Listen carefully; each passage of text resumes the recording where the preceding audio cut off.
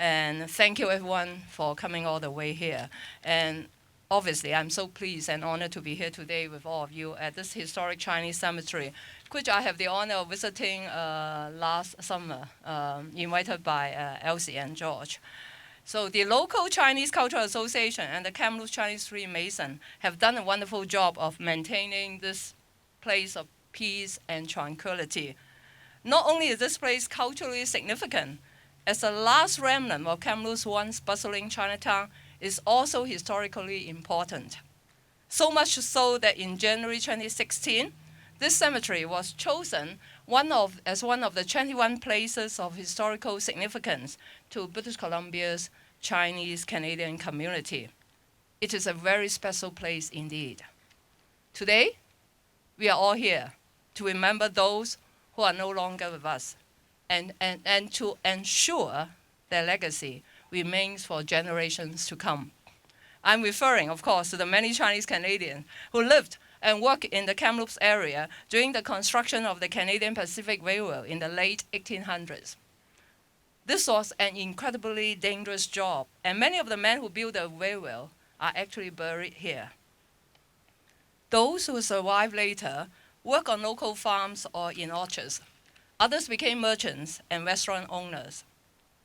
It's a little known fact that the majority of early Chinese immigrants to Kamloops expected to be here just temporarily. They don't see this as their permanent home. They intend to return home to their families after several years in Canada. However, often as a result of racist government policies that kept them from reuniting with their loved ones, many of them decided to stay in this area. This included Harry Ma's family.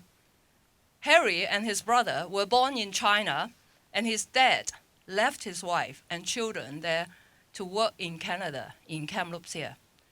It was again supposed to be a temporary arrangement, but unfortunately, the family was separated for years, both by the Second World War, and many of you remember the Chinese Exclusion Act, which banned most forms of Chinese immigration to Canada. Finally, in 1950, the family was reunited.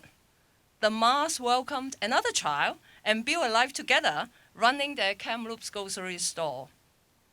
Theirs is a story of strength and resilience, and I'm looking forward to hearing more from Harry in a few minutes. This Kamloops Chinese Heritage Cemetery is a special place and a fitting site for this event to mark the contributions of the sacrifices of Chinese Canadians.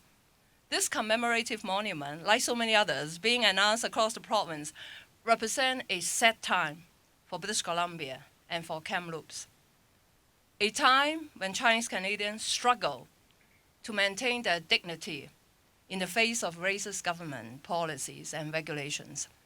However, this monument also signifies the important role BC's Chinese community has played in shaping British Columbia into what it is today, a province that embraces people of all cultures and backgrounds and values their contribution to our welcoming and inclusive society. I'd like to thank once again Kamloops Chinese Cultural Association and Kamloops Chinese Freemason members for your tireless work and dedication to this project that has made today's event possible.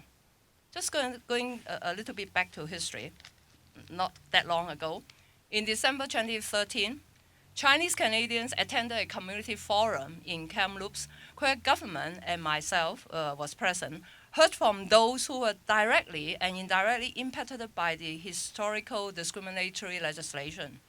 The meeting was one of several public consultations held with Chinese Canadian communities across the province.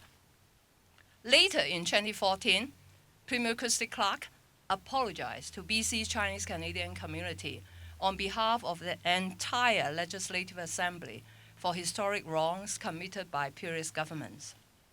Following the apology, the province released a Chinese historical wrong consultation report that outlined recommendations for several Chinese legacy projects, such as the creation of regional markers to commemorate the positive contribution of Chinese Canadians to BC's history, culture, and prosperity. Recommendations were received during extensive community consultation, including the forum held in Kamloops here.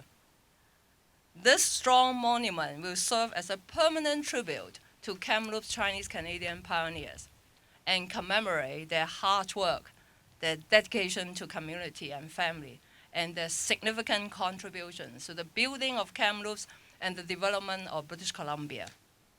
Now I would like to invite Joe Leung, Elsie Zhang, Harry Ma, and my two other colleagues, the minister and the mayor, and also all members of the Provincial Legacy Initiative Advisory Council to help me unveil the Kamloops Commemorative Monument. Please come over.